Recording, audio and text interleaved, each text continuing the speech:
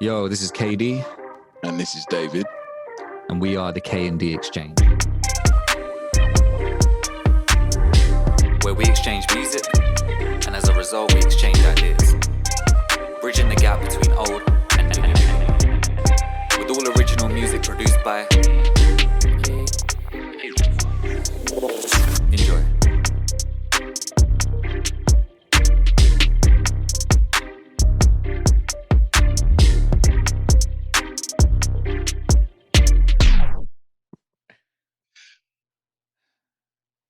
What up, what up, what up?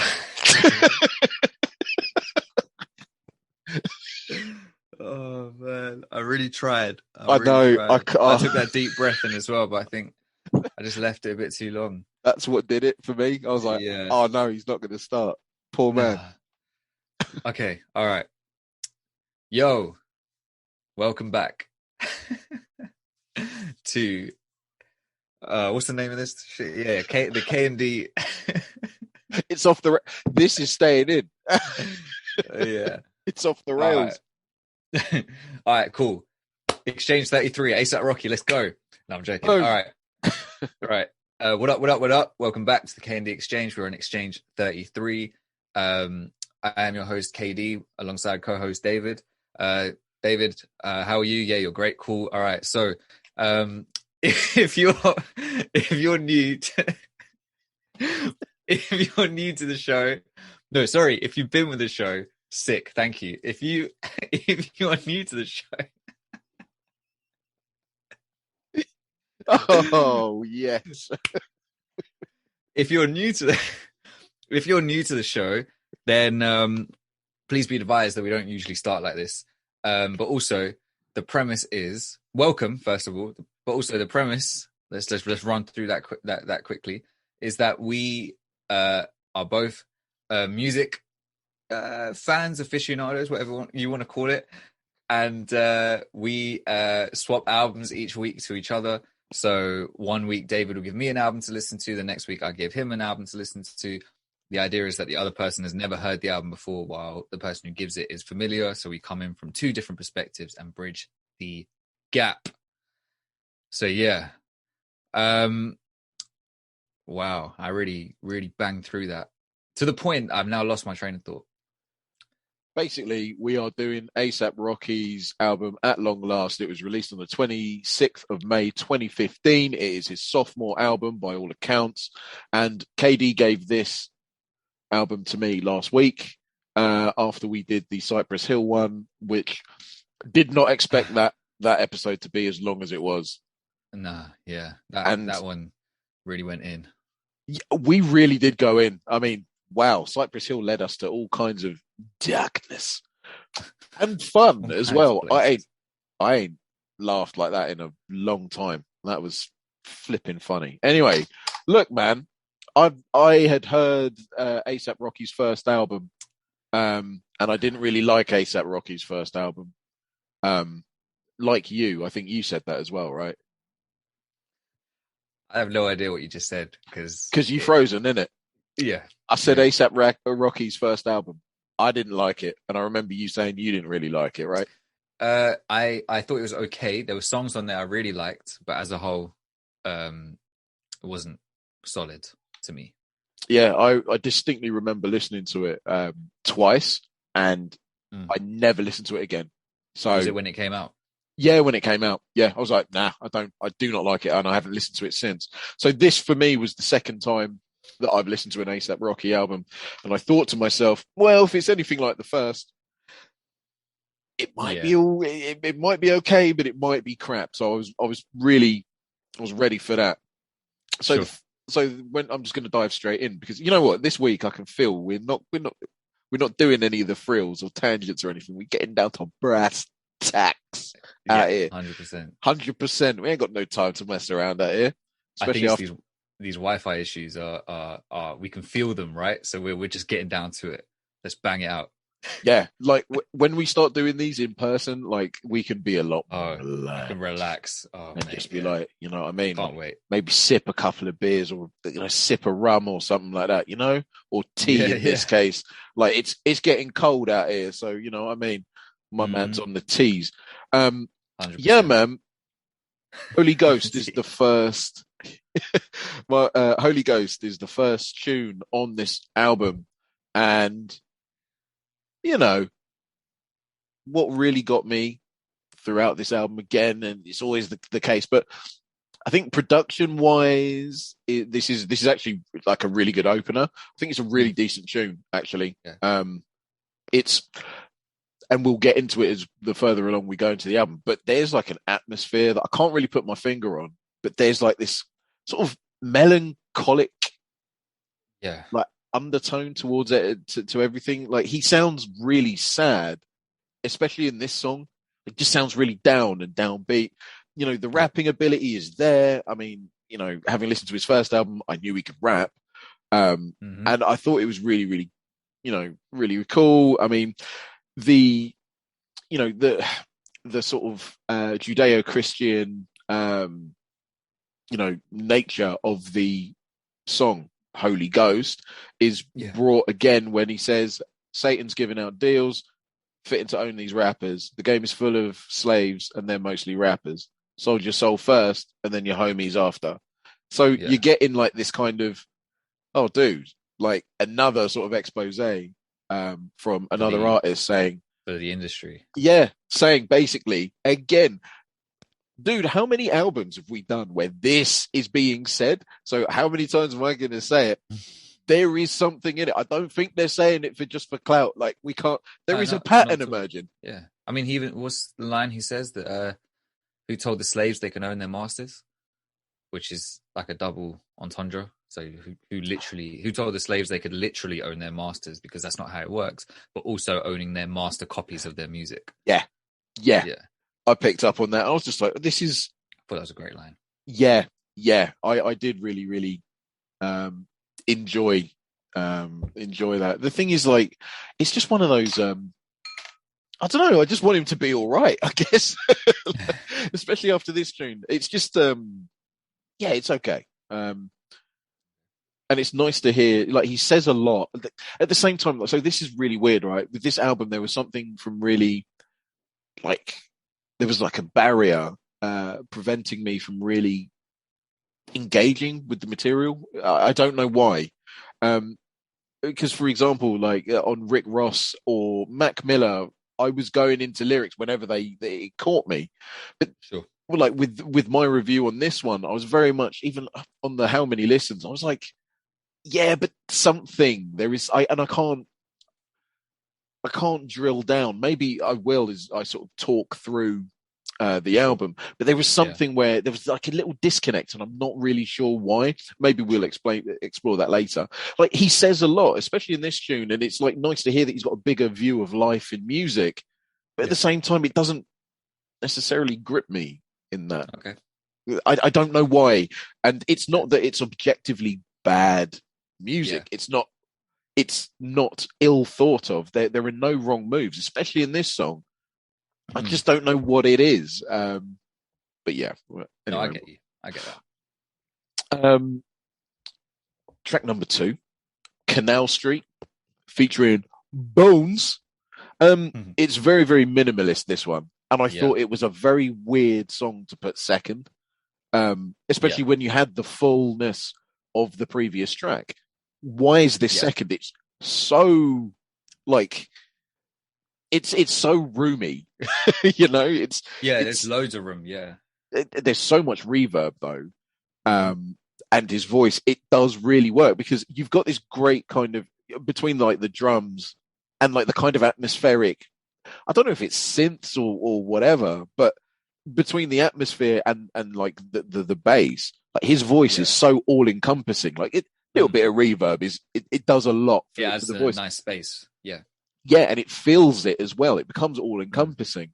That's like ASAP's bag, like that sound, right? That minimalist sound. He sounds so good, and when he does the deep voice thing as well, it really fills out the space nicely. It adds to the atmosphere of it, 100%. Yeah, and I've got this note. Then the bass and his voice comes in, and the beat changes.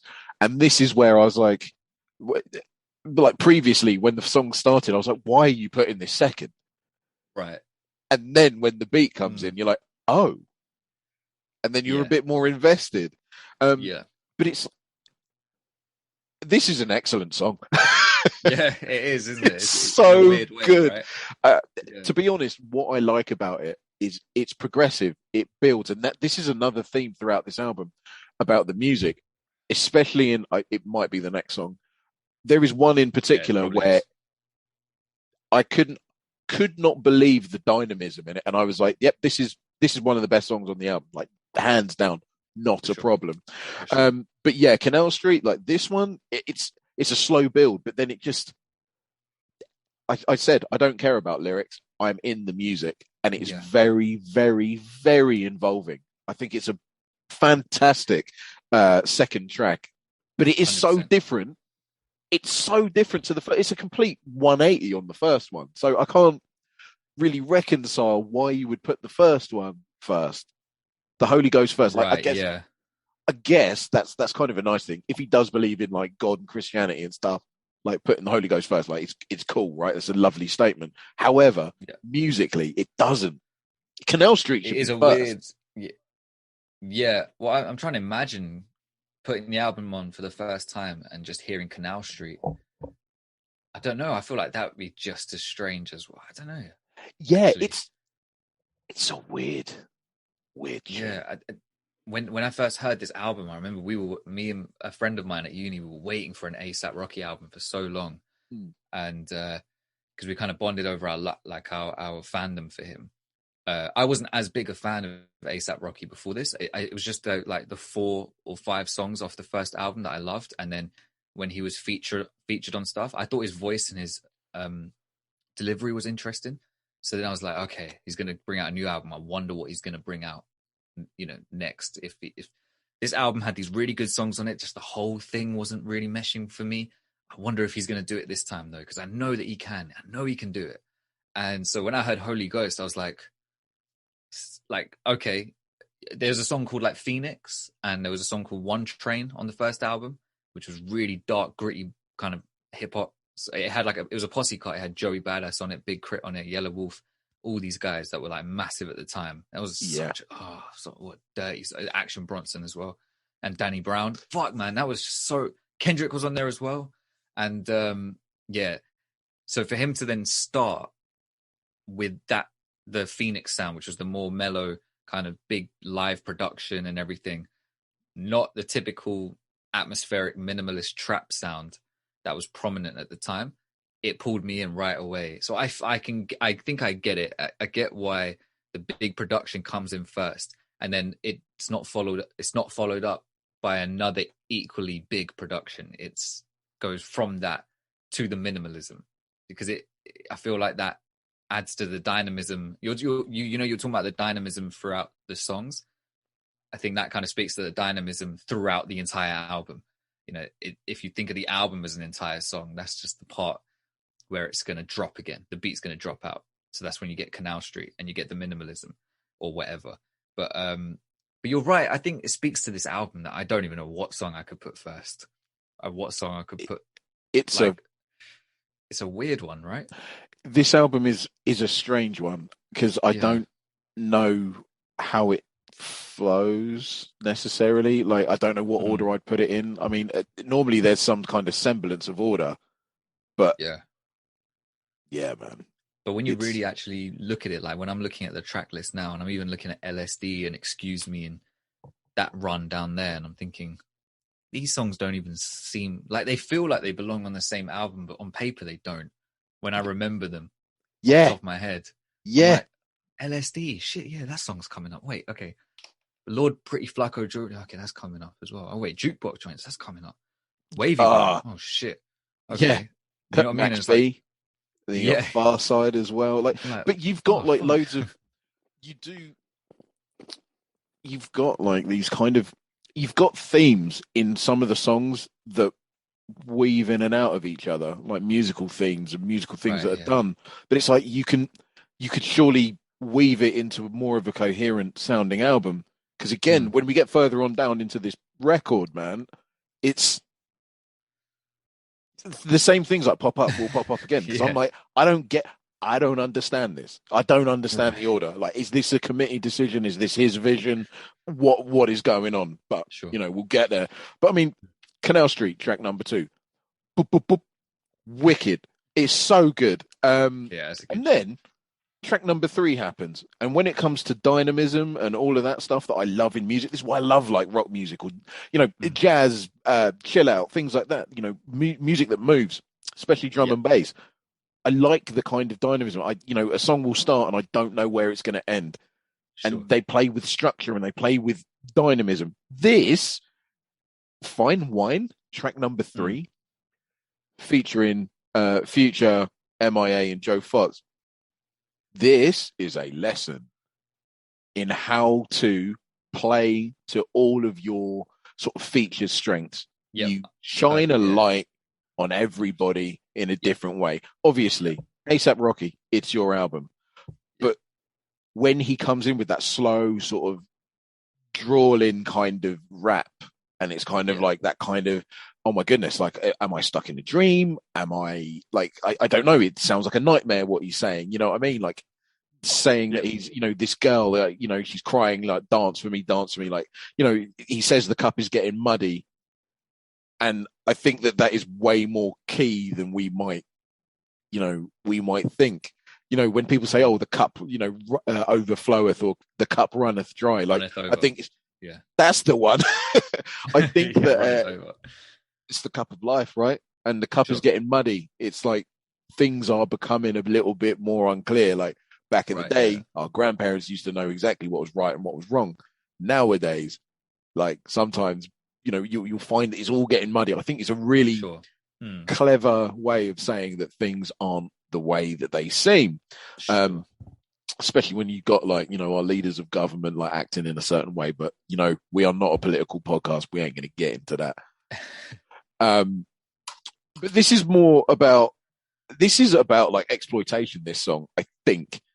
And then like when MIA comes in, or is it Mia? I never know how to say it. MIA.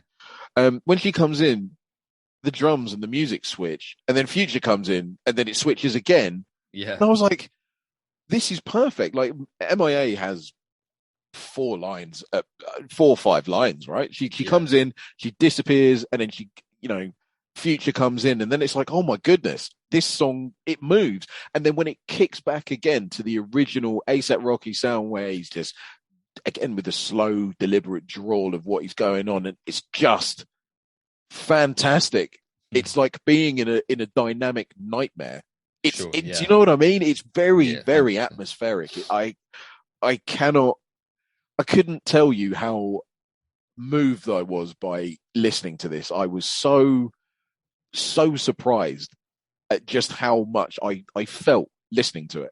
It was just what an amazing song. Like, even though it's dark and in theme and in tone, I was just like, this is what it feels like to feel kind of in a waking nightmare dreamscape thing.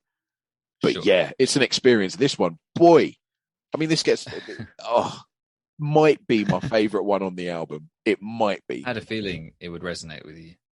Yeah. For the music alone. Yeah. But then it was everything. It's actually done perfectly. Right, yeah. But again, 3rd track on the album, this to me is a middling track. Like, to me, I would put this in the middle of an album. So, maybe you could link it towards, because he has, especially with like the next song, it goes into like the trippy kind of, LSD. Yeah. Track number 4, it's all trippy listening, this is. And I think that 3 and 4, so Fine Wine and then LSD, I'm like, wow, like that should go together towards the end of it, or mid, to late in the album. I did find that, like, why put Fine Wine and then LSD? Like, did he spike the girl with the LSD to make her all dancey and trippy and shit in the song previously? I don't know, but that's just me connecting. Yeah, that's just me connecting dots that probably ain't there. But there was something really uncomfortable in Fine Wine, really uncomfortable. And then in this one, it's like a dream. Do you mean just vibe-wise? Vibe-wise, yeah. Oh, I thought there was like a lyric or something that... No, doesn't he? Yeah, don't worry. Yeah, I didn't know if that's what you were leading to. I don't know. I can't remember really. That's a song that doesn't stick to me as much as some of the other ones. Yeah, So I there are can't some remember it as well. rubbish. Right, fair enough. Okay, right. So I was on LSD, but then I just sort of went tripping back to the third tune, and then that's why we got confused. But yeah, anyway, when the beat kicks in, it's proper trippy. I mean, I like it. It's kind of fantastical. And that's the kind of world that he's in. It's kind of like this weird, slow, trippy drums, all-encompassing bass line, and then so a myriad of reverb effects, like to give you that echoey kind of cave, kind of horrible sound. I'll say horrible sound, that lovely echoey sound that you get from this song. It's all right. I mean, it's not one of my favorites, but it is still a good song. And then when you get to track number 5, Excuse Me, I do like the line where he says, wealth is in the mind, not the body. Mm. But I actually think that he's wrong with that, because I do believe that, like, yeah, your mind is amazing, but like your body is also yours as well. And that's amazing too. So, I mean, when he says that, not the body, he's obviously rapper, hoes, bitches, all that stuff, he's sleeping about a bit. Yeah. But like, I do think that there is actual wealth in your own body, in the sense that like who you share it with, like you're kind of bonded to that person if you choose to. You're kind of bonded to that person in some sort of way. It's kind of a bit more. I think there's a bit more wealth attached to physical affection than we're being led to believe in society. But that's just me. Which is weird because I think because I agree. I when it comes to like some new agey sort of shit that I see on online or whatever, or from people, there always seems to be this like detachment from the world or detachment from your body or something, treating it as like, oh, it's just a shell or a vessel that your mind or your spirit inhabits. And it's like, I feel like it's better seeing it as both your mind and your body working together in tandem. Agreed, becoming a unified thing. Like your body is just as important as your mind. They kind of work together. Do you know what I mean? That's what it feels like for me. In that your mind can affect your body and your body can also affect your mind. I mean, you feel it all the time. When placebo effects, you can literally make yourself feel like you're ill because you think you are. Yeah. When there's nothing wrong with you. Likewise, if there's something going, like I think I heard recently that there's a big link between like your gut health and your mental health. So sometimes based on if you eat poorly, if you have a bad diet, you can get like your gut bacteria is not well fed or not well in a good position, basically, or good conditions, or it leaks, or if you have problems like that, it can feed back into your the way you start thinking, which is a weird connection, right? You wouldn't think that there would be any connection there. You think they'd be separate, but they're not. Your body and your mind work in tandem with each other. Correct. That's why people say that the way you look in your body is like a physical manifestation of your mind. It's because you can see the effects of it, not only in like placebo effects, like when you think you're ill, like as a hypochondriac, when you literally think that you're the worst shit is happening to you right now. But also when you have confidence and you have a kind of security in yourself or whatever mentally, you can see it manifest in people's body languages. You literally see your body react to that stuff. Yeah. And it doesn't matter. It doesn't matter the size of a person as well. Like, I think that you can exhibit certain confidence. Yeah, you're absolutely right. I do think that there is this, from what I've seen, and like, I'm, not really au fait down with the kids, but I do sort of see what you're saying in the sense that there is this kind of dismissal of like physical affections and stuff. Whereas to me, like how I've always done it, like I'm not like my younger brother, for example. My younger brother, handsome man. Right. Very, I'm sure he's had, lots and lots of girls in his time, right? But I've never been wired that way because I always got like a piece of advice from my uncle, and he said, the most valuable thing you can give somebody is your time. There's nothing more valuable than that. And that really stuck with me. And I also sort of put onto that, well, time and your body, because it's yours, right? And you are choosing to give that to somebody. So for Right. me, it was always more of a deeper thing. Sure. Yeah, but I mean, when he says, wealth is in the mind and not the body, I'm like, yeah, you're kind of pushing that. Like, because Yeah.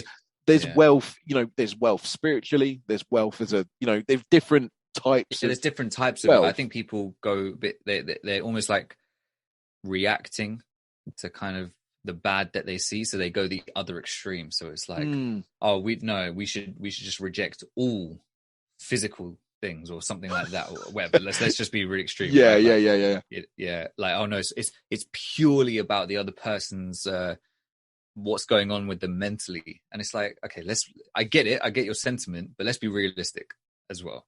Yeah, you do like what you like physically, also that is playing a part in it. It surely is, and that's not a bad thing. That's fine. It's when you go to an extreme either way, and you're designed to find certain things physically and mentally attractive. There are people that I find physically attractive, and then I get to know them, and suddenly they're ugly. I'm put off them. Yeah. So they work in tandem like that. There are people that are not as I guess outwardly or stereotypically attractive as other people. Yeah, conventionally. Yeah, that's it. Yeah, but they're not ugly. But then you just get on with them, vibe with them so well, you kind of don't care. Like there's a kind of sliding. What would you call it? Yeah, there's like a balance to it, but both things are important. Agreed. Yeah. Yeah, I think people are just reacting to, I don't know, maybe something they've been through or that they've seen, and then they go to the extreme where it's like, reject that side.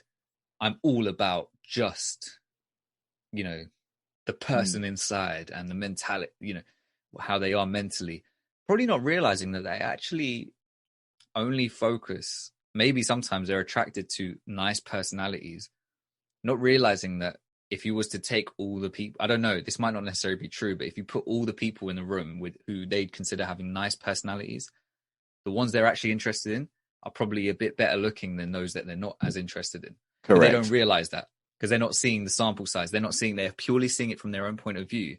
Yeah, they're going for the personality, but there is a degree of unconscious or subconscious physical attraction going on. Agreed. Because you can say to yourself, I don't care about that shit. Your subconscious and unconscious mind is saying, sorry, bro, we do care about that shit because it's just as important. Yeah, stop fucking about. But it's also, an indictment of their environment that they are around and living in. Maybe they only have access to the, fattest asses and baddest bitches. You know what I mean? Whereas us peons are out in society, like, having to deal with the, having to deal with the chicken heads. But like, no. Someone like A$AP Rocky, it could be a different environment for him, and he's also in the fashion world as well. So maybe for him, he kind of has to go to an extreme of, I have to purely see wealth in the mind because there's just so much physical abundance, conventional beauty around me. Yeah, but everyone keeps disappointing me, or I'm not getting. I feel empty inside, and so he's put all of his eggs in the other basket of it's. The wealth is in the mentality. That's what I need to focus on. See, I'm glad that you said that. I get that I get the sense that he's kind of fed up and a bit like disappointed. Like, I don't know. It's not really anything that he ever says, but he's just got I know what you mean. He's just got this really sad kind of cadence in his voice. There's just something about him, which is kind of like, I've got all this, but I'm not happy. Like, listening to this album, I did not pick up on that until the most recent listen preparing for this episode. Okay. I got the same feeling. And I haven't put it on front to back in a long time, in a while. I can't remember the last time I did. It could have been in the last year or so. But, and there's songs from this that I like, and I like A$AP Rocky in general. But it's weird, yeah. I actually agree with you when you're saying that, he sounds kind of sad and fed up. And yet I wouldn't, if someone asked me to describe this album, I wouldn't have described it to them like that. Definitely. Yeah. Yeah, this isn't because it's not an Adele track. Like, it's not an Adele album where you're expected to basically, you know what I mean? People who are single. Yeah, people who are single are saying, oh my gosh, the new Adele album, like, I'm crying about a divorce I've never even had, Yeah, yeah, right. I'm crying over a Yeah, yeah, marriage I've never had and stuff. yeah. It's not like that, but it's just undertones, basically. I think that's Undertones, what we're 100%. we're picking up on. Whole Because album feels like undertones, man. yeah, because Yeah, then like especially with this song, right? You've got excuse me, so wealth is in the mind, not the body, and then we've discussed that. But then the song is a bit different. It's almost mumble rap. It's a massive, massive sound. And then yeah, there's another switch up, and you're like, this guy obviously, like I find that ASAP Rocky, I don't feel like this is like a producer in ASAP Rocky. It might be, but I do feel this does feel like an ASAP Rocky like inspired hmm thinking kind of production, from front to back. It feels like his mind, it sounds like him, right? because when it switches up to the big bass and the orchestra and stuff and the big drums, you're like, I didn't see that coming. Yeah, Again, like, this is brilliant. There's dynamism. The thing is, I'm not massively enamored with this song, right? But I sure, yeah, I appreciate the fact yeah, that when you got trap drums and when you got decent bass and that comes in, it's good. Like, it all comes good. The overall problem is I'm so distracted by the music that I'm like, I again forget to identify with what he's saying, and I find that right, he yeah, yeah. becomes almost secondary to the sort of bombastic or the progressive nature of the actual music itself. It's really, this one was a tough listen, especially because he just sounds sad all the time. So it's just, yeah, I mean, It's quite a dark, dreary album, and I again only realized that yeah, listening in preparation for this. I think because I went in with the idea of someone else listening to it, whereas when I've been listening to it myself this whole time, and I'm just like, I just get into the vibe of it, and I'm just like, mm. yeah, it's cool. It creates an atmosphere. It's like the watching movies thing we said last time. As soon as you're watching it with someone else, you start to see it differently through their perspective. Yeah, And yeah, I got that feeling this time. I was like, oh shit, actually, this album's quite a bit dark and dreary. But yeah. in my memory, it's full of bangers. Do you know what I mean? So, but yeah, yeah. So continue It's because part of this podcast, isn't it, bro? Though, I mean, this is yeah, the thing. Like I was saying, the way that I consume music, I am so analytical, like, and especially sure, like with music videos and stuff. I'm like, oh, can I see this? Can I see that? Like, you know what I mean? Like, sure. what? I don't know. It just feels like this podcast has just woken me up to what's really going on in the music. Like, we hear, but we don't listen. And now, Sure. because of this podcast, we have to listen, and we're just pulling Yeah, out all this stuff. Like, every week is a new. We will discuss something new because the music points us in a different direction. 100%, 100%. It's so cool, actually. And there are, certain themes that like come up and again, up over and over again. My man can't talk today. So sorry about that. Anyway, right. It's all right, man. Track number 6, JD. Uh, well, it took a dark turn, didn't it? Like, It did take a very dark turn, didn't like, it? it's just about killing people. I mean, he's like, I won all my royalties, but all the loyalty is dead. It's like, well, all right, why are you making the album then? Like, Yeah. this isn't a banger. This is depressing. What are you doing? It sounds like at this point, after all the introspection and the kind of poeticism or whatever it was, right? The way we're describing it, Yeah, it's like he suddenly got possessed again, correct. if you want Yeah, to hear it that way. but also it sounds like kind of like oh well, I've been doing like all this other stuff. Oh, let me just revert back to type. This is what's going to get me kind of like famous and that. And idiots who like this kind of music, the low vibration kind of music, are Low just going to tune vibration. in and just be like, oh yeah, man, it's a banger. It's like, no, it's actually not a banger. Like, he has demonstrated throughout this album already in the 5 song previously that this guy has actually got ability, like on a musical technical standpoint. Wow, this Yeah, it's a kaleidoscope yeah, of like musical color. yeah. Then you get to this, and JD is just great. It's just great. I get nothing I from literally it. think of darkness, Yeah, but I see the little sparks of light wherever the 808 and the snare are hitting or whatever. If you want to see it, like as the music in your head. Yeah, I am a fan of this low vibration song. Shit. Know what I mean? Yeah, I know. Like, it was kind of a But dickhead I get you. Don't worry, I'm not like banging this every day, but when it comes on, Sure. there's a certain pocket I like for ASAP when he hits it, and I like that it's not too long, is it? No, it's really not. It's real short. Thankfully, because I just think Yeah. it's such a disappointment because he is capable of so. Obviously, we've got the 5 songs previous. He's capable of so much more, KD. And Right, it just does seem that like, I know what I'll do. I'll revert back to type because it's going to sell me the record. It's going to give me the monies. Like, no, right. man, you're better. You're actually better than that. You're actually better than that. I'm interested to hear what you think of the next song because I always saw this song as a interlude leading into the next song. See, yeah. Was it Pray for Flacco? Yeah, Lord Pretty Flacco Jody 2. Oh, that was it. Whatever the fuck. Yeah, so I just put WTF. This just loses me. Like, it's got a West Coast 90s feel with the oscillating synth in it. Like, it kind of goes from like ear to ear, like with the synth. And you're like, yeah, okay. I had nothing more to say about it. I love this song. I love his flow, the way he bounces on it. When they pull it, getting itchy with my trigger finger. If they want to get him, when I get him sicker. Or the who the pretty brother with the goaling. If they want to see me, want to tell him, man, and go in. Yeah, it's just the way he floats over this, and then he just stops with that. Lord Pretty Flacco Jody, tell him fuck how you live. Oh man, that is my shit, man. I didn't think that you would like it though. I kind of knew coming in that you wouldn't like it. Yeah, so that's all good.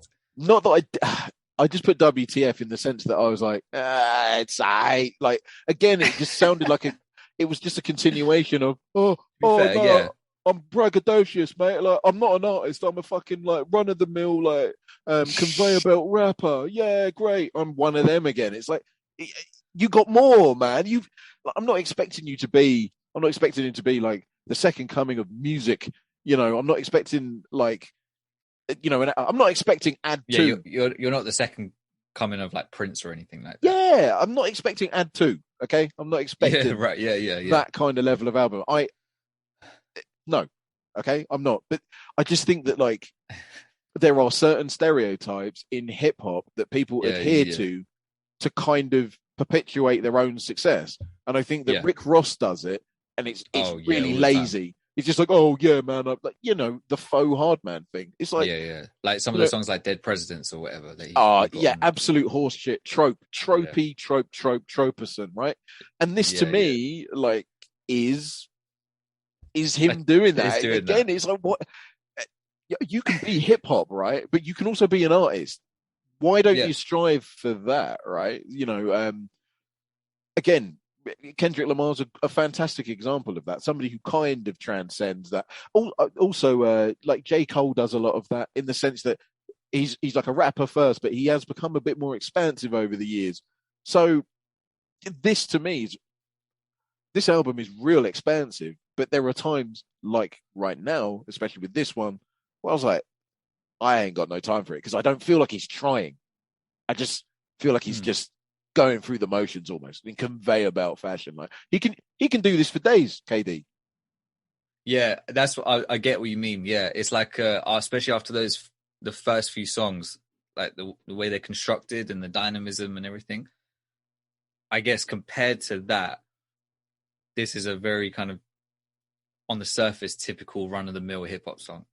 Start the album off with this then. Yes, I was literally thought the same thing. Yeah, start off with this banger, and then start off with because I would view this so differently. It's because like I feel like I'm coming down from the crest of a wave, right? Like musically, I've had my mind kind of blown. I've had my expectations subverted at least 4 times, 3 times in one song, for crying out loud, right? So I'm already like, hang on a minute, like give me like I'm adrenalized, right? Like give me the roller coaster. I don't know what I'm going to get. And when I got this, I was like, maybe start the album off like this with the quick flow and all of that. And then just sort of like maybe slowly build up to a crescendo with like decent music. I mean, this is a long project as well. Like Yeah, that's true. You know, Yeah. so I can't imagine having to order this in any kind of way. Like, it'd be really difficult. Mm. But again, this isn't me like slandering him as a rapper or a person or whatever. Like, it's personal choice. Fine. I just think that, you know, track 6 and especially this one, they just harm the order. They definitely take the wind out of my sails in this album, and it's Yeah. really hard to recover for me. And it's not Sure. like objectively that it's a bad song. It's just like the order. No, it's just for you, the journey you go on when you hear Yeah. the project. Yeah. Yeah. I'm really interested to hear what you think of the next song then as well. So, Electric Body featuring Schoolboy Q, track 8. Yeah. Schoolboy Q, right, has done probably one of my most iconic like hip hop songs seen in like a TV show ever, and that is Mr. Robot. And it's just got one of my favorite. It's got one of my favorite like interjections of music ever. They're in a club and they're playing "Hell of a Night" by Schoolboy Q. Oh yeah. And it's just one of my favorite scenes in TV, and it's made purely because of the song. Sure. So I'm riding high when Schoolboy Q is on something. Yeah, I will listen. for sure. I also listened to his solo projects as well. So I wouldn't say that I'm a fan, but I'm kind of like I know Schoolboy Q. So Yeah, I enjoyed him on this song. The tone on this one is so dark. it's just, this isn't grey. This isn't like JD. This is like encroaching, shrouding darkness that when you peer into it, like, it's so dark you almost fall into it. You got to run away because it will consume you. You're looking into, it's like, I don't know if you've heard of this thing, but it's in space. It's called the Boötes Void. Basically, right, there's a region of space that is basically vacant, massive hole in the universe. Right. There's only like 60 galaxies or something in there. They don't know what caused it, but it is the Boötes Void, right? This song is like staring into that. Yeah. When you've got like the rest of the universe to look at, and you're like, what is that big black hole over there? It's this song. That's what it is. Wow. I kind of switched off during it, I must admit. However, I was like, I don't really care about this song. Don't really care about it. Then it switched up at the end, and I was like, yeah, it did. Yeah. I'm back in. You know? Yeah. I'm back in. You know, it does kind of though lose me because of the order of the album. Though this song could have been really good somewhere else, but it was because, as a consequence, and this is on both listens as well. As a consequence, I'm like, oh. Like, I want to find out what the Electric Body is. Like, I didn't even bother like listening to the lyrics. I was like, I don't care until the end. It's bad. Fair enough. I'm sorry, man. What do you want to say about it? No, it's cool, man. I'm not bitching. I don't want to be this guy that's like bitching about music. I'm just like, nah, this is the journey that it was on. It was so promising, man.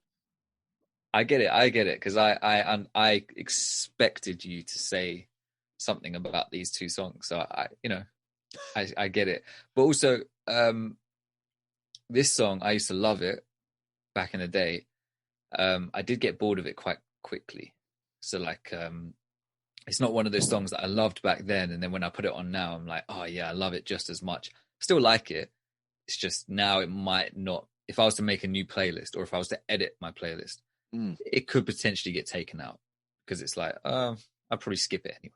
Not a problem. Unless I'm listening to the album. Do you know what I mean? This gets skipped. It gets skipped. Yeah. I would. 6, 7, and 8. I love A$AP Rocky and Schoolboy Q when they work together, and I think they should definitely have had a joint project out. A$AP Rocky and Tyler the Creator, and A$AP Rocky and Schoolboy Q are two joint projects I would love to have, because whenever them two come together, they always sound like they have fun making what they make, and that they make something. I know that we're kind of dogging this song right now, but I still did really like it when it first came out. So this is when I formed that opinion. And on A$AP's first album, they had a song called PMW, which Schoolboy Q was on, and I actually prefer that one. I still play that song today. Yeah. Them two There's something about them two when they come together. They just work so nicely. Yeah, it does work. Yeah, they work on that dark sound, that dark minimalist or whatever type sound or atmospheric sound very well together. Like ASAP could have been on Hell of a Life and it would have sounded fine. He could have remixed that. It would have sounded fine. But yeah, the song didn't, like, Excuse Me is an example of a song that grew on me as time went on. At the beginning, I thought it's cool. I appreciated it, but it's not one to come back to. The more I listened to the album, the more that song would stand out. And again, like you said, it's a long album. So some songs didn't cut through absolutely as much as some other ones. You know what I mean? But yeah, speaking of which, the next song, Jukebox Joints featuring Joe Fox and Ye. Yay. Yeah. Oh boy. So okay. Just as a quick aside, Kanye started going around with a mask of a white man now. And he's been wearing plenty of masks. Yeah. Yeah, I mean, normally he was wearing the knickers like over his head, but like now he's resorted to going around in the white man mask, which is just weird, right? Strange. Yeah. Considering, so he's quite clearly off the wall mad. I think now it's beyond a call for help. He's being enabled, maybe. I don't know. However, Kanye as a producer. Yeah, he's unmatched. I didn't even need to look at the features or anything like that on this point. So this is how I listen to the album. I'll listen to it straight away, all the way through, and I will try and guess who's on it.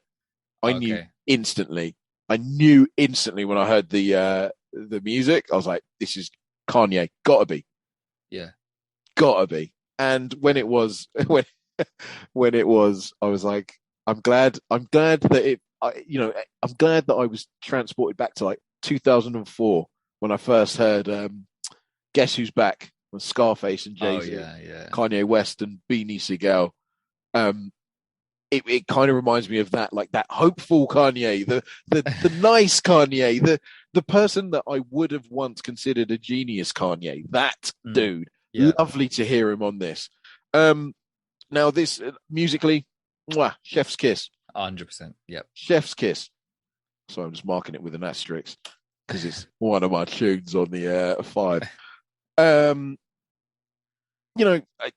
Okay. So this is the problem I have with A$AP Rocky is I think he's got good flows. I like the way that he sounds when he delivers the lines. The problem is there's an engagement thing with me. I don't know why I don't engage. There's something stopping me. It's like he's talking about women with fat asses, and I'm like, okay, great, but you're so much more than this. You've told me stories before. Like, why are you reverting to type anyway? Yeah, I find that there's a lack of engagement that I get from him. Especially in this song, there's more references as well to how much sort of, I don't know. How not altruistic, how wealthy he is and all of that. However, he does then show depth and inner thinking and an inner monologue as well when he references to his death and legacy. Like, I remember he was quite young at this point.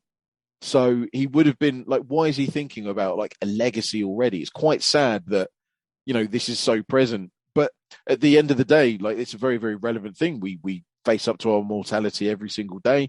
And then the song switches up into like very Motown and soul and enthused, nice piece of smorgasbord of music, man. It's dynamic. Like it, and again, this is the point. The music catches me so much so that I'm like, I don't really care what A$AP's saying. And that's a real shame. He's a victim of how good he is.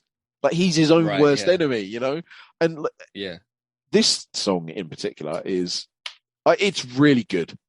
I will give it that. I just find that it's rap. Big time. Yeah. Oh, this one jumped straight out at me. I was like, yeah, here I am, But yeah, what it was though is back then. This is what 2015. 2015. Yeah, we got a Kanye album in 2016, and again, the same friend who like the same flatmate of mine who we were waiting for this ASAP album. We were also waiting for a Kanye album. Like, when's he going to drop? Is he going to do a surprise drop or whatever?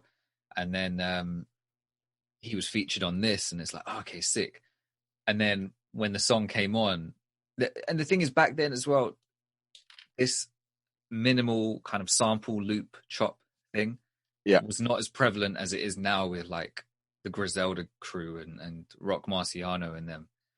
That's even Apollo Brown and stuff, because he's a master at that kind of stuff. Exactly. So hearing this and on an ASAP Rocky album, it was like, what?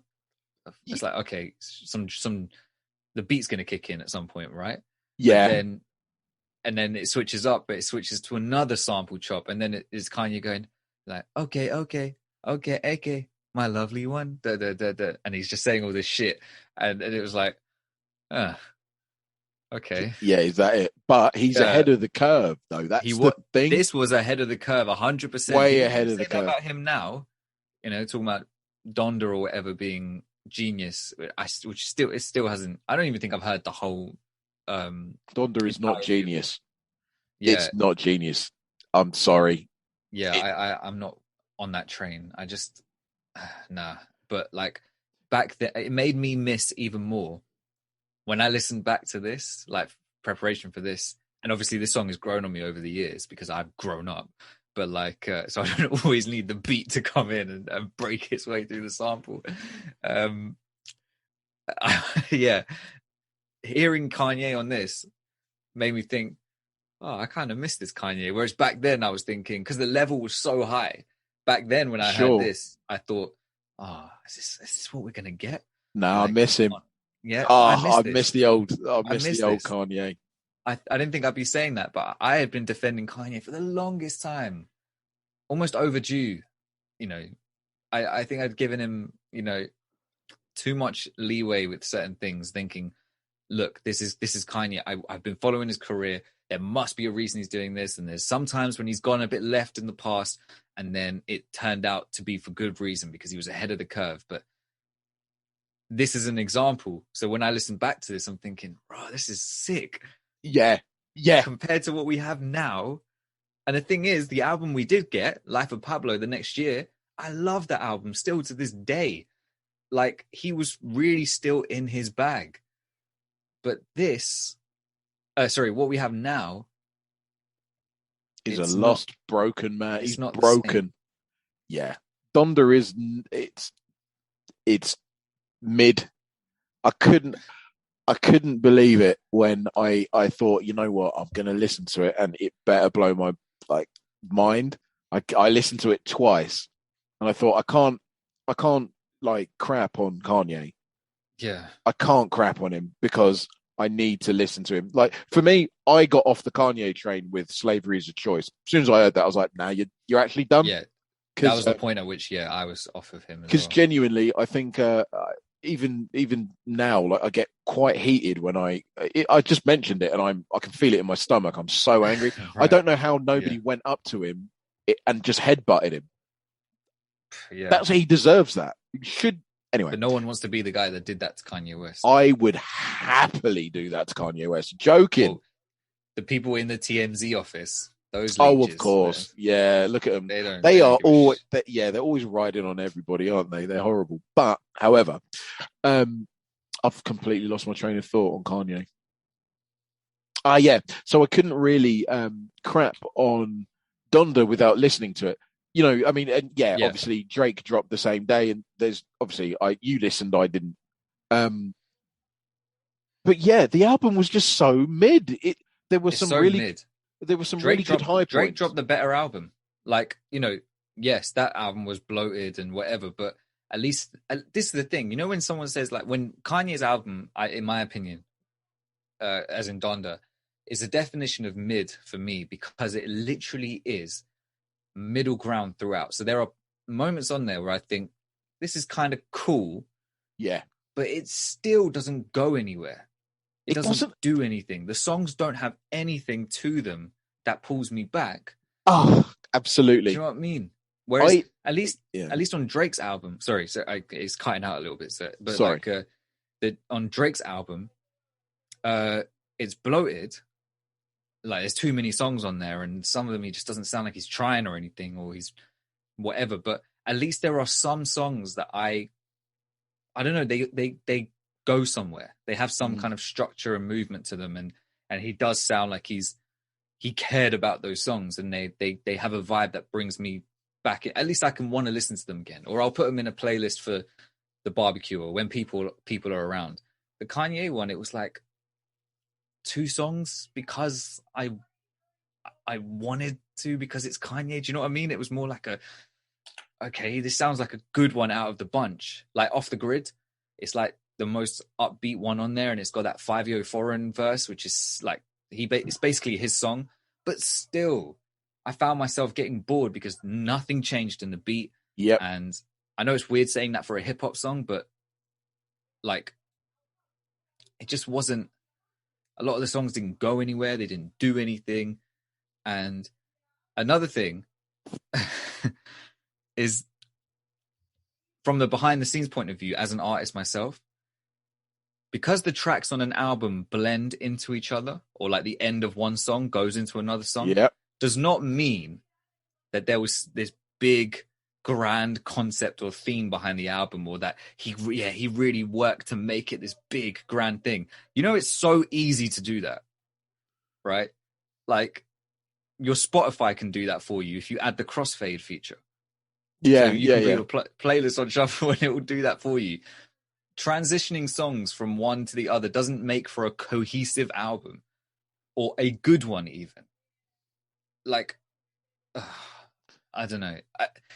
I feel maybe I need to give it another re-listen, but still, there's something about it that just makes me think I don't even want to listen to it. Don't even I don't even care. I just don't even give care. it the time of day, mate. It is overrated.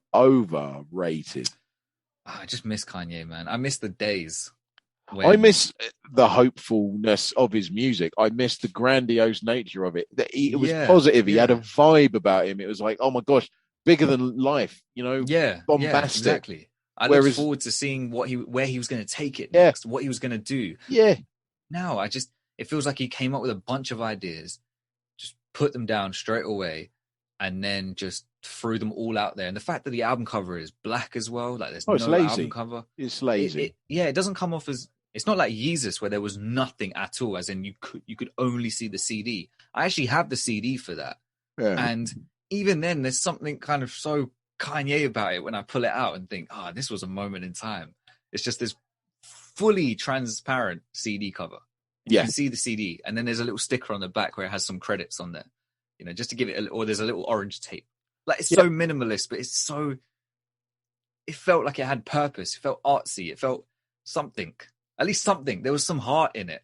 You didn't have to like the album at all or like the approach. You know that Kanye did that because that's what he felt to do. This one, you're right. Feels lazy. Feels like, black album cover. Because I'm just really deep like that. Because that's the vibe, like right now, you know, like, you know, this is what we do, you know, black album covers, you know, it's like, no, Kanye, that's tropey as fuck. Like, I'm sorry, it's not it's wank. You're not showing solidarity. You're actually just being a bit of a bellend. But hey, who am I? Anyway, do you know what? Let's not waste any more time on him, because I genuinely, honestly, I feel so angry at myself that I thought that I listened to that album not once but twice, and I was like, I never get that time back. I'll never get it back. I'm so angry about it. My friend made an edited version. Oh yeah, he's got 3 songs on it. He put playlists together, so there was like 12 songs on it. Yeah, and he reordered it and stuff. That version was so much better. Yeah, so much better. He basically cut the album into half. Literally, yeah. Shout to Pierce if you're listening. He put together a 12 song version, sent it to me, and he was like, "We need to get this to Kanye, man, like, somehow, man." And and the thing is, I listened to it and I was like, "Yeah, this is much better." And at least now I've actually got to some of the songs that I just couldn't get through before, because there's 25 songs and I turned it off after a certain point. And so there were some songs that were in there that I was like, okay, this sounds quite cool. I never would have heard it before because I just didn't have the patience to get through the whole thing. Yeah. Even then, But even listening to that shorter version, I'd be listening to the songs and thinking, okay, this sounds cool. Yeah. And When's then it going to do anything? Yeah, literally. This is the biggest example of hearing a song and thinking, okay, I need you to, you know that meme where you're like, they're like the stick is like poking at something. Yeah. Like, come on, do something, you know? I think it's White Ninja. Like, yeah, that's it. And you'll have like Kendrick's face. And it's like, come on, do something. Yeah, you know? exactly. Like, drop the album, come on. That's how it felt listening to those songs. It was like, come on, there's a good idea in here. And you're Kanye West. If anyone's going to bring the song to life, it's you. Oh, for real. For real. He's a perennial disappointment. Like, genuinely, the album is so mid. He is a mid individual. Anyway, look, fuck that guy. I can't be asked to talk about him because, apparently slavery's a choice. Fuck you. Nah, from the bottom of my heart, fuck off. If he disappeared on an album and was disappeared on an island and was never heard from again, I would not mourn that man. Fuck off. Anyway, I don't think anyone's ever heard me that pissed off. Anyway, right, track number 10, Max B. Max B featuring Joe Fox. So is Joe Fox a producer? I don't know. Joe Fox is this guy who follows ASAP around. Just ASAP randomly met at one point. I can't remember where. Or he like gave him a CD of music when he was out in Europe or something. Fuck it. And he was like, this is actually sick. And then he actually got him into the studio and they ended up making like a song and then a couple songs. Oh, that's and then they made more. Lit. Good. Yeah. That's cool. Yeah. Shame he's got a very standard name like Joe Fox. Because I haven't heard of him since. Hello there. My name is David Smith. Like, David is a very boring mid name. I know that. But it's my name and there's only one like me. But, track number 10 is called Max B, featuring Joe Fox. And it's okay. It's got a hard-hitting beat and he floats over the top of it like quite well. To take a KD-ism, he's pretty nimble over it. Like, it's brilliant. It's nice. Got vibes of very old school hip hop and it's quite a dynamic tune. But again, ASAP Rocky disappears into the background for me. And it's such a shame. I don't know why it keeps on happening, but this is just what I felt throughout this album. I'm just like, for sure. Why can't I vibe with him a bit more, Yeah. But hey ho, it's okay. It's a decent song actually. Track number 11, Farside, spelt the band's way, because the Farside are one of my all-time favorites, like hip-hop groups. I absolutely love them. I have been a fan since I remember the first time I heard of him. Oh my goodness, the song called Drop. That was the first time I heard of him, and I was so enamored with the video of them. Sort of, it was done in like reverse, so they were sliding up some stair rails and stuff like that, and it was quite a mad, like, quirky video. And they just had this real kind of like mad energy about them, and I always thoroughly enjoyed their music. I thought they were excellent. So when I saw this, I love their first two albums, they're so good. No, I was just saying, I love their first two albums, so good. Yeah. And they were one of the first albums to bring in like an organ player, weren't they? Like they used the organ quite a lot. They're one of the first sort of bands or groups to do it. Go on. The members of Farside, they did that. And another weird fact about them, because they're just full of them, they were in the dance sequence in Remember the Time by MJ. No way. Yeah. Oh my gosh, that's amazing. Two of them amazing. were dancers. Yeah. Do you remember? I remember hearing that. I was like, what the fuck? But that is a really good accolade there. Like, well done, boys. Like, what are you doing? That's amazing. Yeah. Because I just saw a YouTube video of it. It was like, Farside interview talking about this, and working with Michael Jackson. It's like, what? When did they ever work with him? They were background dancers for him in that song. So hell, weird. I would have been to even be near Michael back in the day. Like, would have been like a miracle. Just I would have put that on my CV. yeah. Was close to Michael Jackson. Was in a building with Michael Jackson. Yeah. Like, I mean, come on, man. You've got to hire me. Do you know what I mean? Oh, mate, it'd be amazing. The thing is, right, this song, I don't know if it's meant to be an homage to how trippy like the Far Side actually were, but this Yeah. is a trippy as hell song. Mm. It's like a low. Again, this is low vibration music. Like this, it feels dirty almost, and I'm like, Yeah, why? I forget about this song often. But Yeah, I mean, I think it's a decent tune, but it's like a grey cloud surrounding a flipping lonely island covered in mist. Like it's just, it yeah, feels, actually, 100%. I agree with you. yeah. 100%. But that's it. 100%. That's as far as the song goes. Because I'm like, I had all this sort of happy connotations. Oh, the Far Side, they're mad and quirky, and then I get this. I'm like, why? Yeah. Why? And you spelt it the same way, you know? It's like, Yeah. shit. But anyway, She. track Actually, number they spell 12. it. Oh, go on. How did they spell it? PHARCYDE. Oh, okay. I wrote it down with an S. I didn't put it. Yeah, because when I saw the name, I was like, oh, I wonder if this is a Far Side tribute. And And it it was like, wasn't. yeah, I didn't get the Far Side Yeah. reference. Maybe it's like we're on the far side of everything that's happy and good. Well, my question is, what did the Far Side even mean in the first place? I mean, is I it a thought place? I thought so. The Far Side was a magazine, wasn't it? I know it was in the UK, Oh, was it? but I didn't ever sort of investigate why they were called the Far Side or Far Side. No idea.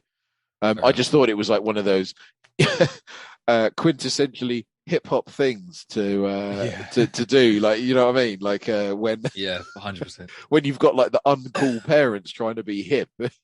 I don't know if you've seen Get Out, but it's like when the dad goes, I'd have voted if it was legal, I'd have voted for Obama's third term and stuff like that. It's like you're not hip, you're not cool, you're actually you're trying way too hard. Yeah, yeah. You need to curb that nonsense like right about now, sir. Yeah. Because ain't nobody believing that you're some kind of great dude. No one believes that. Yeah, do you know what I mean? Like, because let's be real. Anyway, American politics not going to get there. Right, Wary Bone. Was it Wary Bone? Wavy Bone. Sorry, that's my left-handed scrawl. Wavy Bone. Okay, featuring Juicy J and UGK. UGK. Well, this is elite. Yes, I'm glad to see that. It is one of the most elite, electrifying songs in song entertainment. I love it. It's elite. It's massive, bombastic, brilliant. It is almost a reggae intro, and then when the beat comes in, the beat is sick. Bassline is all encompassing. It's just West Coast vibes, warm, sunny evening vibes. UGK is always nice to listen to with their Southern fried brand of rap. It just works so well when South meets West. It's mate. Mate. Yes. Yes. I like this one. Did you do much research on A$AP Rocky? No, not at all. I haven't had. Where do you think he's from? Oh gosh. So I don't know. Where is he from? New York, probably. Yeah, that's true. Actually, yeah, but it's not really that obvious with him because of his sound and whatever. Yeah, he's actually an East Coast MC, which is why I think he works on like that One Train song that I mentioned, like the boom bap. Oh shit!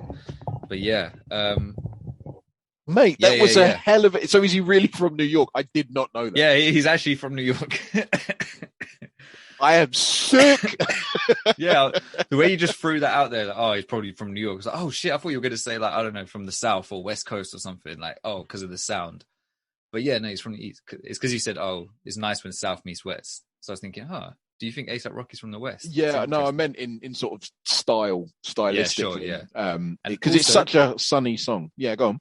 Yeah, oh, that's true. Actually, yeah, I mean, I love this song when it first came out. I love it now, but also.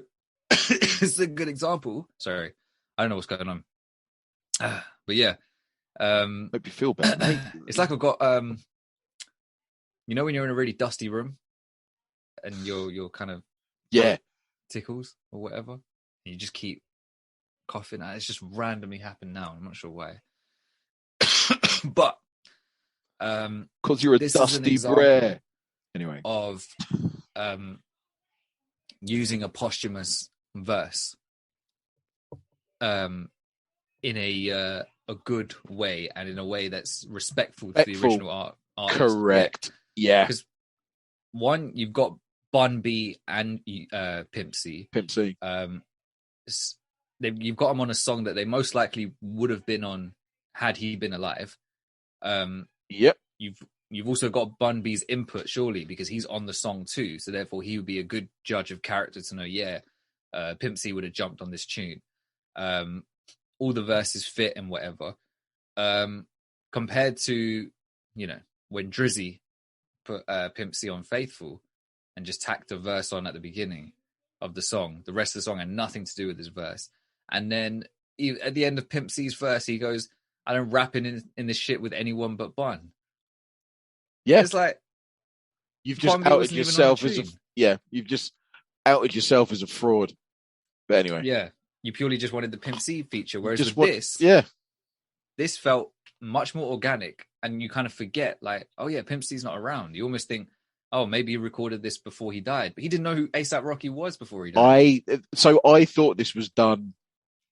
I thought this was done while he was alive, but obviously he wouldn't have been alive. I was so enamored again with. I just like the flow of it. I like the style of it. It didn't occur to me that Pimp C wasn't here anymore. It just felt, really organic. That's testament to how sort of respectful he has been. Yeah, 100%. To the legend that is UGK. This is one of the best tunes on the album. 100%. West Side Highway. So I went on a journey on this one. I was like, now I know this album, and I know the intro is not an indicator of the song, because I don't like the intro. Right. I don't like the intro at all. And it's just like, here we go. So more hoes, more cars, more rich shit. The song always stays the same. It's pretty meh. But he isn't awful at singing. That's all I've written in this one. I did not like it. I don't like it. This song. Track 14, Better Things. More trippy, hypnotic stuff. So this is about what, the third or fourth song on here? Like, LSD springs to mind, but this is trippy. It's weird. Like, why? But then song order comes into it, and album order. Why put this song after West Side Highway when you're bragging? Like, I don't get it. And then I put, it's so weird to put this after track 13. In fact, get rid of this and get rid of track 13. Don't need to be on the album for me. But yeah. Could have been he's trying to juxtapose the two ideas. Yeah, but so late in the album, why are you doing, true, like, you should be winding up or winding down. Like, you should be doing, I don't know, some kind of artistic stuff to impress new listeners, not just those that you know are gonna bump your music regardless.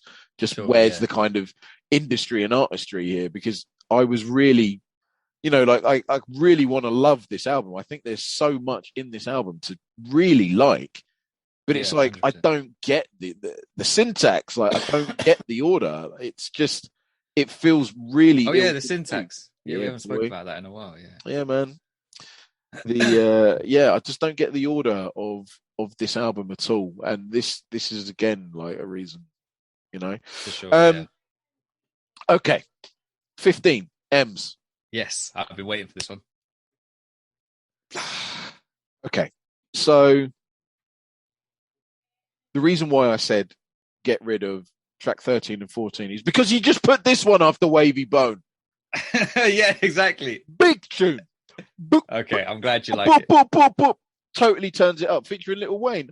So Lil Wayne smashes this. Oh, I'm so glad you're saying this. The drums, the bass, do you know what I love more than anything in like hip hop, right? Yeah. I love like the kind of disco beat, offbeat hi-hats. I just love offbeat hi-hats. I know what you mean. Give me this. And then like when Lil Wayne comes in, and the synth just comes to life, and it's like this malevolence that it adds to the music.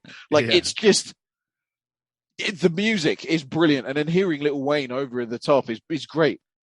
Fucking oh man, I've forgotten his name. A$AP Rocky in his bag. Unbelievable. This, give me this. Yeah, man, cool. So good, right? However, what's this I see? People want to act like me.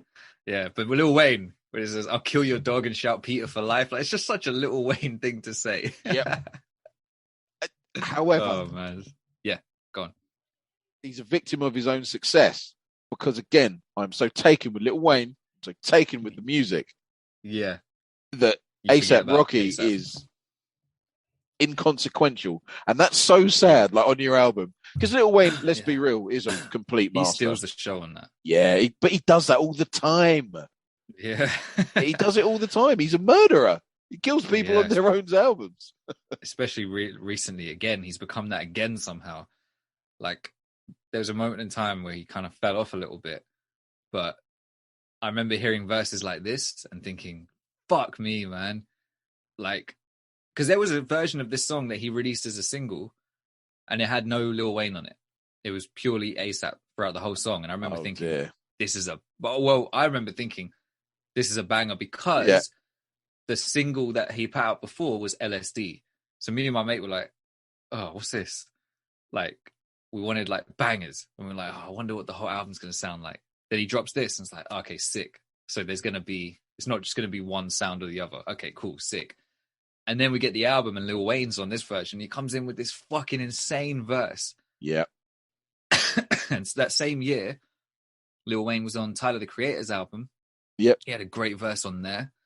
I think he just had great verses all just wherever he was. Yeah. He's gold. He's certified gold, is Lil Wayne. He's really good.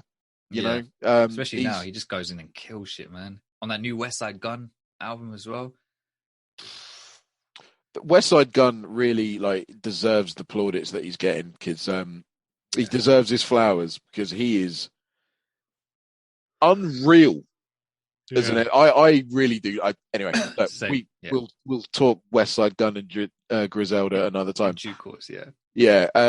Track 16, the Dreams interlude, didn't put anything. Meh. Yeah, like, it's kind of weird. Yeah. Why? And then an interlude right at the end. Yeah, like I could genuinely, I could cut so many. I could cut about four tunes out of this album, and it would be. And rearrange it, I think it'd be awesome. And then track 17, Every Day, featuring Rod Stewart, Miguel, and Mark Ronson. It's an all right tune. I just get bored. I think it's such a crap way to end the album. End it on end it with M's, and end it on Lil Wayne. Yeah. I agree.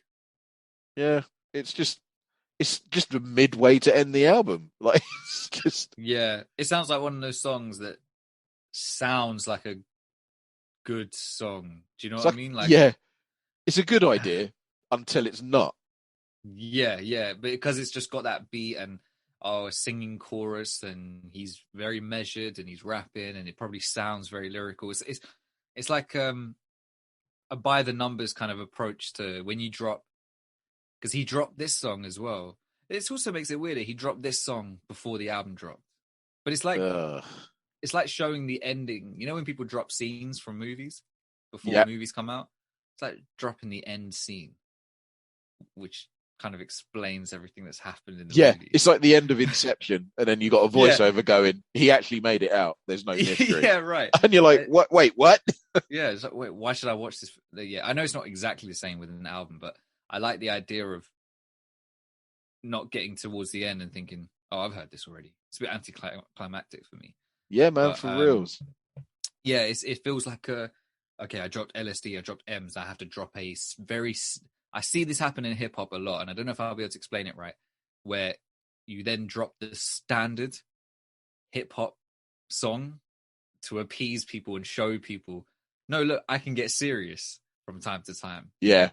When you're being experimental, or when you drop your club tracks and the songs that you clearly sound like you had actual fun making. And then you'll drop a kind of more serious, bit more, more serious tone, a bit more measured, some real drums, not trap drums. that kind of thing, to bring the people in and be like, oh, maybe Nicki Minaj actually is a really good artist, that kind of thing, because she had songs like that as well. Yeah. And people suddenly would do a full 180 as soon as she drops the one song, and suddenly it's like, maybe this album will actually be incredible. It's like, come on, man, all these artists do this every time. There's a whole bunch of other parts of her fan base who are listening to the club track thinking this album is going to be fucking incredible. There's a whole other group of her fan base listening to the other track she put out thinking this is going to be fucking incredible. You're all just buying into the same thing, right?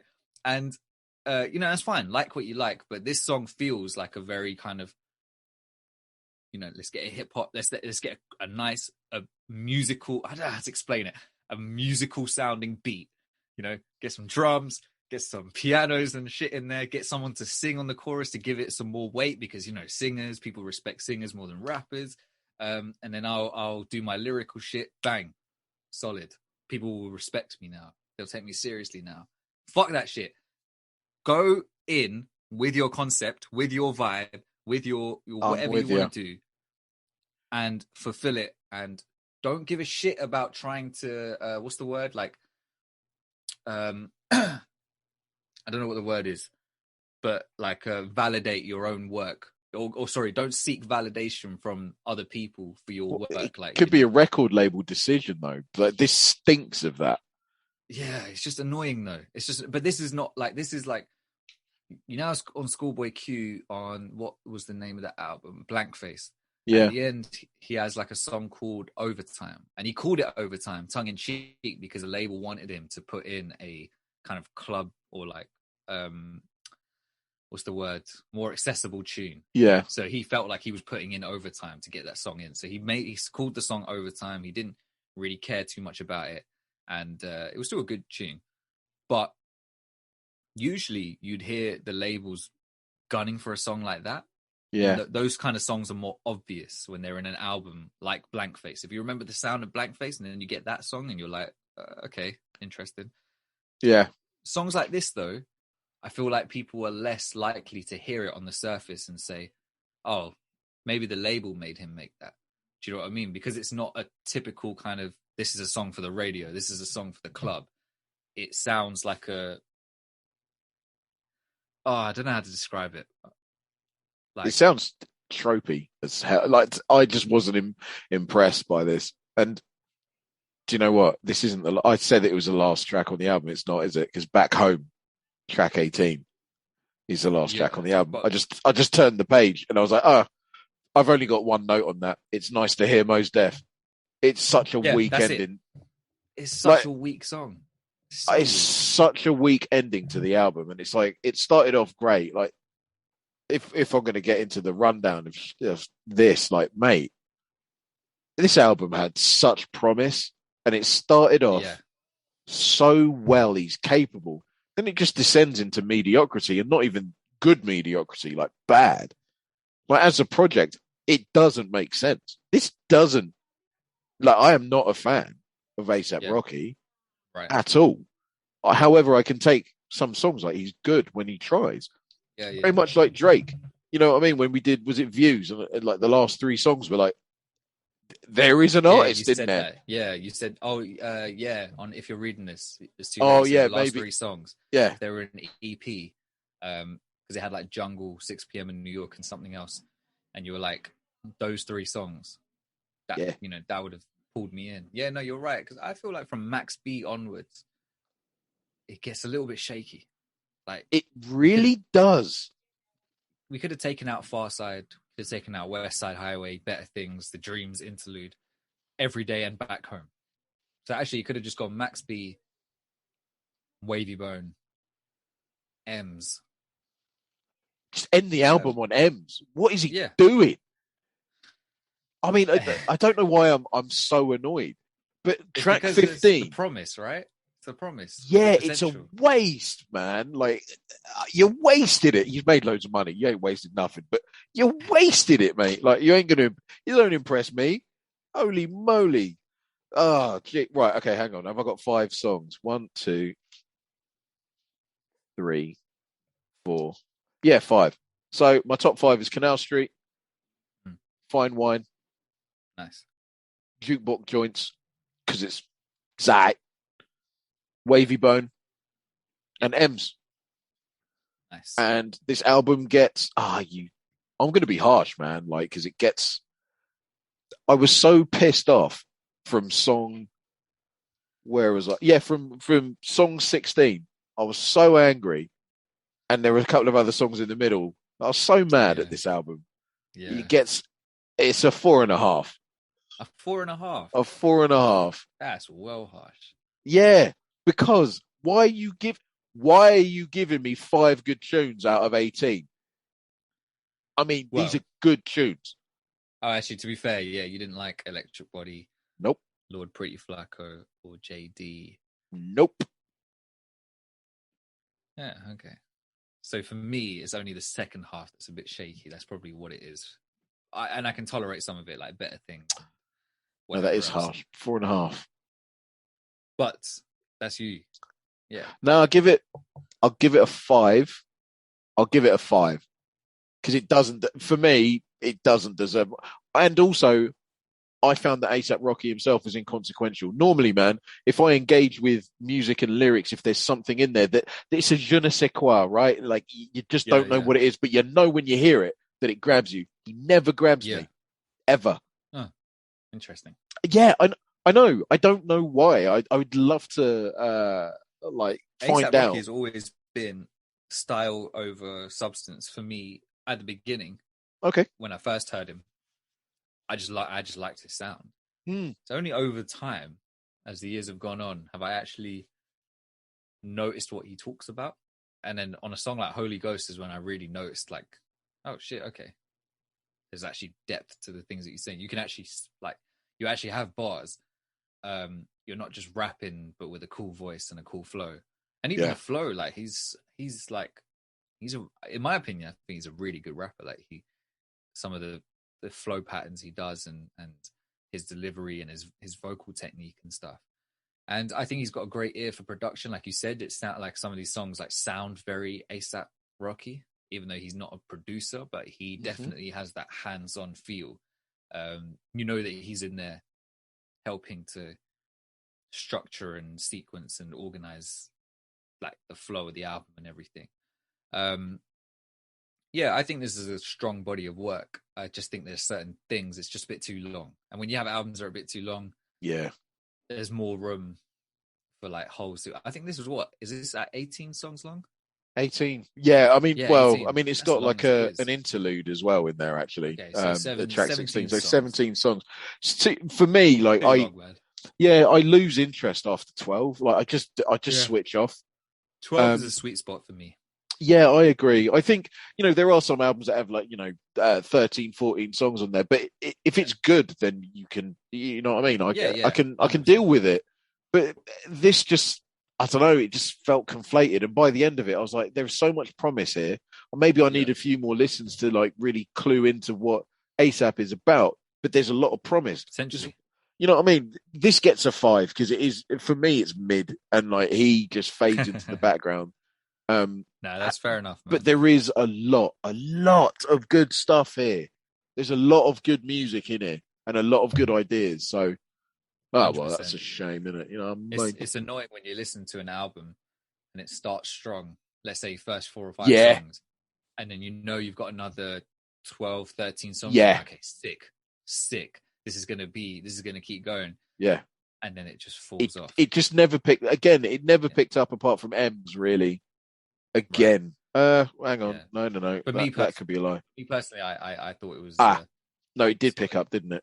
So it picked up with Wavy Bone. Yeah. And it's just there's a lot of good stuff in here. I can see why he's got fans. I can see why people like his music. It's just doesn't like tickle my fancy. So no, I feel that.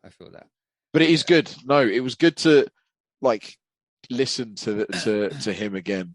Yeah. I was debating and giving you this one or his third album, Testing. That one is on some weird shit. Oh, that will be testing testing my motherfucking patience. Well, because all his projects so far, he had a mixtape, an album before this, and then this album. and they all have ASAP in the name. So one's like Long Live ASAP, this one's At.Long.Last ASAP, and then the other one is something Love ASAP, and then Testing doesn't have that formula, and kind of makes sense because it literally sounds like he's just testing out new shit and seeing what works. And it took a while to grow on me, but some of the stuff on there I was like, okay, yeah, this shit really works. Some of the stuff not so much, but I can see why he called it testing. He kind of lets you know as you go in, like, okay, don't come in expecting standard typical ASAP. But I thought that'd be a bit too much to I don't know. It could have gone either way if I threw that at you. Do you know what I mean? And I kind of didn't want to. I felt like this would be a better way of. I knew you'd heard of ASAP before, but I wanted to give you a way in that still felt. It could leave the door open. Yeah. So you get the vibe of ASAP, and not like if I gave you Testing and you absolutely hated it, I wouldn't want it to be like, oh, this is not actually. This is different for ASAP. Do you know what I mean? Like, I wanted you to get a feel for ASAP Rocky still. I just thought this was stronger than the album before it. Because some of the joints on here that are not as good, in my opinion, they're just that. They're not bad. Whereas, in my opinion, on the album before this, there were songs on there that I just thought were actually bad. Agreed. Like I would have deleted them. I would never have let them out to the public. Yeah, I agree with that. I didn't think he was that great after that album. I was like, meh. Yeah, see, the thing is, for me, mine was a bit different. I was like, man, I love some of these songs. Fucking love some of these songs, like Goldie and PMW and Wild for the Night and One Train or whatever, and Phoenix. And then some of the other songs, it's like, they're just not that great. So it's like, oh man, it'd be great if I could get a whole album of this, you know? And that was 12 songs. 12 songs. Perfect kind of. It's respectful. Length. Respect your audience, mate. I ain't got time to be listening to just bumping your music. Like, like, you know what I mean? I've got better things to do. Like, I don't know, raise my kids. So debatable. No, I'm joking. But, if it's a choice of listening to this album again or raising my kids, I'll take this album, to be honest. Fuck them kids. Nah. Do you know what, bro? I am going to give you a personal favorite of mine, and I will warn you straight off the bat. Okay. You can come next week with your airs and your grievances, but you got to back them up. None of this, like, you know, I just wasn't feeling it. It's just like, no. We're going to get to the crux of the matter. Why aren't you feeling it? I did that one time. I know, but I'm just saying, like, next week, I'm going to be on you like a flipping rash. I'm sorry. This is how it's going to be. You are getting Meteora by Linkin Park. Okay. All right. It's their sophomore album. I don't know why people don't call it their second album. But yeah, okay. Yeah. Cool. I think that this one's more accessible to you because the first one's very much like, hello, we're Linkin Park and this is what we do. And it is 12 really concise songs of wall-to-wall bangers. That's like the origin story. Yeah, it's like wall-to-wall bangers. It's a moment captured in time, one of my favorite albums of all time. And this is a more expansive view of music and rock in general. And it is, it's good. And I hope you enjoy it. And if you don't, fine. But you got to qualify that shit. I'm going to be on you, boy. All right, cool, man. I'll bring it. Yeah. I've never listened to a Linkin Park album before. Oh man, I've only really listened to the first two because I absolutely adore them. But I think they released before Chester passed away, or killed himself, unfortunately. I think they did 4 albums after that. And they went off in a different direction because like he had like something wrong with his stomach. He had like hernias and stuff in his stomach. And then that kind of impacted his ability to sing like the more rocky stuff that you'll listen to. And then so he was doing more of the melodic stuff. He can still really sing, but it wasn't like how he was Same. Yeah. when he was younger. Like he was a monster, a real monster. So yeah, Sure. can't wait to talk about it, man. I enjoyed this episode. This was a really good album to review. So cheers for that, man. 100%. Yeah, it was really fun, and we stayed on target for most of it. Yeah, we did actually. We didn't actually tangent off too hard. Pretty good. Yeah, pretty good. We're learning. Like we're learning. None of this Frodo going off to Mordor. I think that was a highlight of the whole series. In all fairness, I might cut that and just and put it on YouTube. Just as you want to see some funnies, here you go. We've got some laugh 'em ups. But yeah, man, like if you have listened to this one all the way through and you're still with us, thank you so much. We really appreciate like you guys listening.